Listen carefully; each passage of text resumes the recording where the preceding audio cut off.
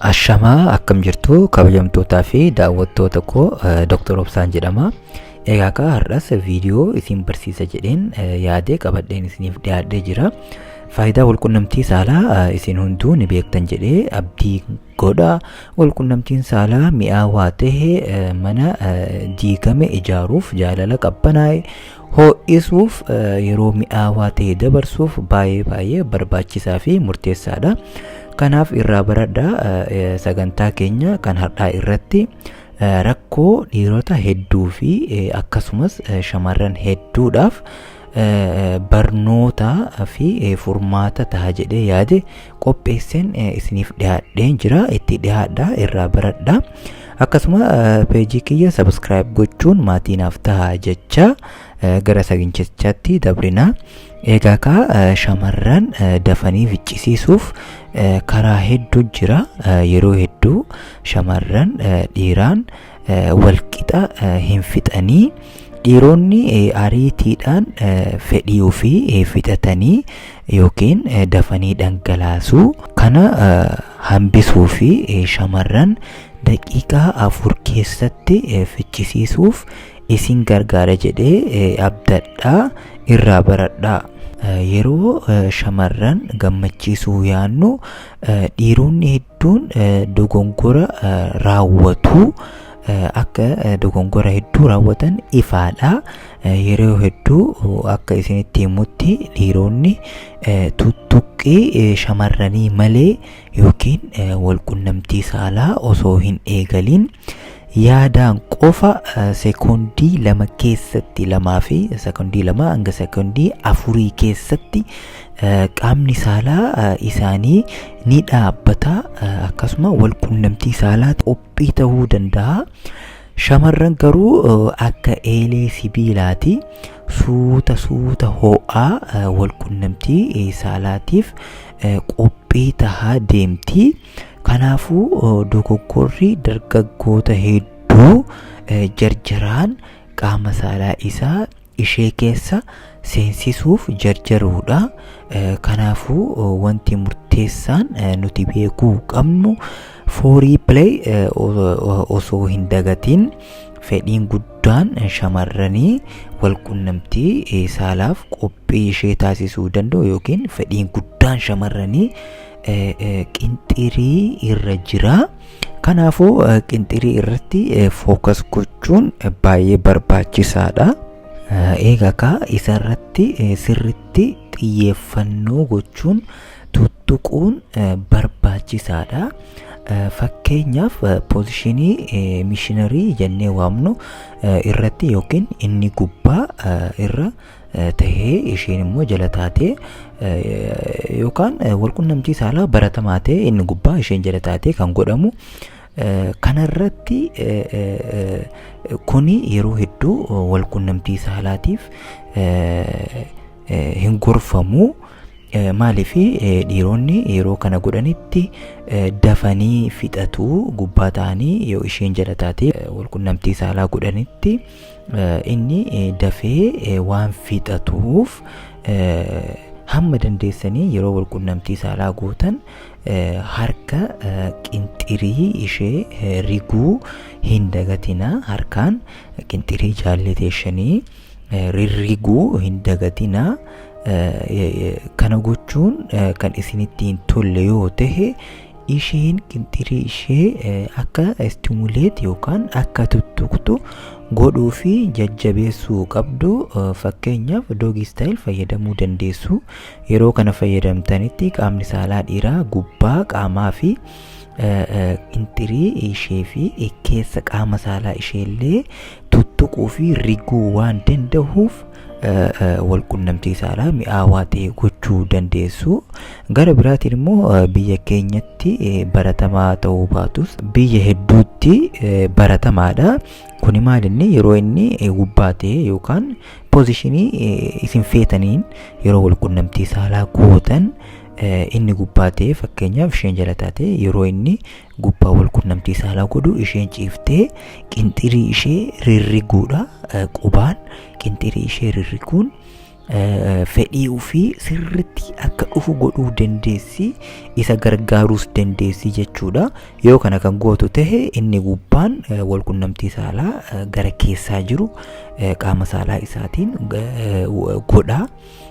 Isheen immoo waan gara gubbaa jiru qinxiree ishee qubaan tuttuquun rirriguun stimuleet godhuun walqixa fixachuu danda'u. Yoo kana kan godhuu dandeessan taate baay'ee gammachiisaa fi baay'ee barbaachisaadha. Wanti akka walqixa fixuutti nama gammachiisuu hin jiru. Isin lachuu miira wal fakkaataa keessa yeroo tokkotti seenuuf yeroo walqixatti immoo fixachuun baay'ee nama gammachiisa. Kanaafuu waan kana irratti wal jajjabeessuun akka isheen kana gootu atis jajjabeessuun barbaachisaadha. Inni biraa immoo sirriitti warm-up gochuudha. Warm-up gochuu qabdu, wal tuquu, wal dhungachuu qabdu. Ammas irra deebiidhaan jarjaruun hin barbaachisu, hin jarjarina. Yoo kan jarjartan tahe dhiironni keessattuu dhiironni hedduun rakkoon keessan jarjara. Yoo kan jarjartan tahe dhiironni daqiiqaa 3 daqiiqaa 4 yoo guddate daqiiqaa 5 qofa keessatti xumuruu dandeessu. Kana hambisuuf yaada keessan guutumaan guututti gara ishee deebisuu fi dura ishee ficcisiisuuf yaaluun barbaachisaadha.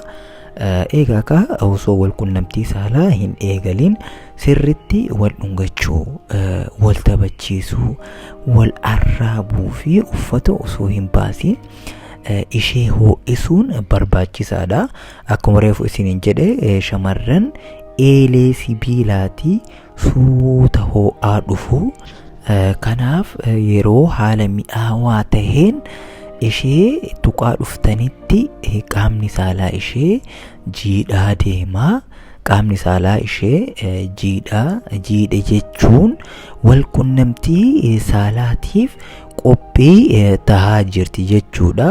Kanaafuu warm-up gahaa ta'e gochuun barbaachisaadha. Yeroo janas ishee tuttuquu fi qaqqabuun hangi ishee walqunnamtichaaf reedii taatuu fi isheen haa eegalluu na barbaachistee jirta hangi isin jettuutti eeguun barbaachisaadha.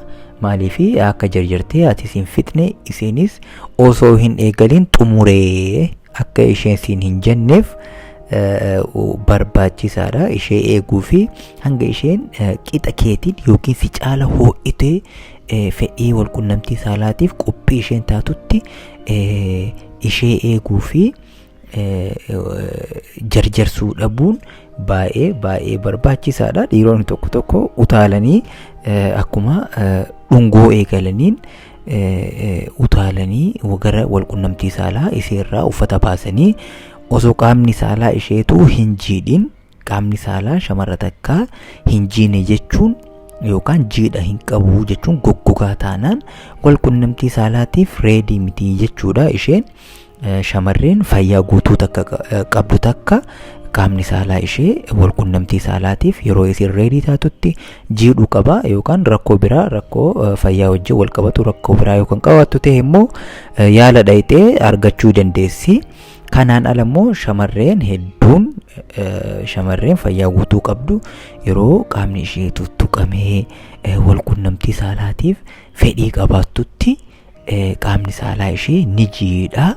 Yeroo kanatti akka isheen walqunnamtii saalaatiif reedii taate hubachuu fi baruu dandeessu. Osoma qaamni ishee gogaa jiru qaama saalaa keessaa fuutanii yookaan itti darbitanii walqunnamtii saalaa eegaltan ta'e isheenis hin gammaddu. Dhukkubbiin itti dhagayama. Dhukkubbiin barbaachisaan taane itti dhagayama. Kanaafuu dhukkubbiinis akkasitti hin dhagayamne akka isheen reedii taatutti eeguu fi tuttuquun barbaachisaadha. Inni biraa immoo walqunnamtii saalaatiif reedii ishee gochuu fi akka isheen daftee fixattu ishee kakaasuuf walqunnamtii saalaa mi'aawaa ta'e kana dura gootan torbaan dura walqunnamtii saalaa gootan yoo ta'e yookaan guyyaa 3 dura ji'a tokko dura hoggaa duras walqunnamtii saalaa gootanii kan beektan yoo ta'e yeroo san yaadachiisuun akka geessan si godhetti yeroo san akkas dhungadhetti akkasii si dhungadhaa akka harma keessan akkasitti si hodhaa akkana siif godhaa akkasiif ta'a yeroo san ni yaadattaami akka itti mi'aayu jechuun ishee kakaasuun baay'ee barbaachisaadha. Yeroo hedduu akka isiniif himutti fedhiin shamarranii ijarra gurra irra jira. Shamarran akka saayinsiin qorateetti illee shamarran gurraan waa hubatu dhageettiidhaan fedhii ishee kakaasuun ni dandeessu. Kanaaf dhiironni immoo yeroo hedduu ijaan ilaalanii teessoo ishee ilaaluudhaan walqunnamtii saalaatiif qophii ta'uu danda'u. Walqunnamtii saalaatiif ishee hawwuu danda'u. Ijaan ilaalanii miidhagduu yookaan isheen taa'u taate walqunnamtii saalaatiif ishee barbaaduu danda'u. Garuu shamarran ijarrallee gurraan waan inni itti dubbatuun waan inni haasa'uun dhageeffachuun yookaan waan namni biraa waa'ee isaa jedhu shamarri takka waa'ee isaa mucaan sun bar goota siree irratti bar mucaan sun goota hedduu danda'a jettee shamarri takka waa'ee dhiira tokko yookaan haasoftu ta'e shamarri ishee bira jirtu sun dhiira san in hawwiti jedha. Kana kan jedhu anaa miti saayinsiidha. Kanaafuu shamarran haasawaan ishee kakaasuu ni dandeessu. Shamarranis haasawaa akkanaa kana ni barbaadu. Nama jaalatan irraa dhaga'uun nama argan irraa nama hundarraa haasawaa akkanaa dhaga'uu fedhan jechuu kiyyaa miti. Nama jaalatan irraa nama walqunnamtii saalaa isa wajjin godhuu fedhan jaallee ofii ta'uu danda'a jaarsa ofii ta'uu danda'a. Nama akkanaa kanarraa haasawaa akkanaa shamarran dhaga'uu ni fedhu. Kana dura walqunnamtii saalaa milkaa'aa ta'e osoo hin raawwatin yookiin osoo ishee hin gammachiisin adda kan deemtan yoo ta'e mucaan kun nan gammachiisuu hin danda'u jettee waa yaadduuf deebitee si wajji walqunnamtii hin barbaaddu. Kana jijjiiruudhaaf sammuu ishee irratti dalaguun gorsa ogeessota fayyaa dhaga'uun jijjiiruu dandeessa. Yoo kana dura walqunnamtii saalaa milkaa'aa ta'e gootanii kan hin beekne ta'e waan kana jijjiiruu akka dandeessuu fi amma reedii akka taate fedhiin kee baay'ee jajjaba akka ta'e itti himuudhaan yeroo itti aanuuf akka walqunnamtii saalaa wajji gootu ishee gaafatuu fi waan kana sirreessuun gorsa nuti ani isiniif kennu kana dhagahuun dalagarra yookaan oolchitan ta'e isin gargaara jedheen abdii qaba. Egaa sagantaa keenya kanadha isin irratti xumuree jira. Viidiyoo kiyya kanaan irratti hanga wal arginutti subscribe gochuun akkasuma like gochuun hamileenaaf taha. Warri yaada qabdan komentii irra kaa'uu dandeessu. Gaaffiillee komentii irra naaf kaa'uu dandeessu. Viidiyoo itti aanu irratti wal argina. Fayyaa argadhaa, fayyaa dhabinaa.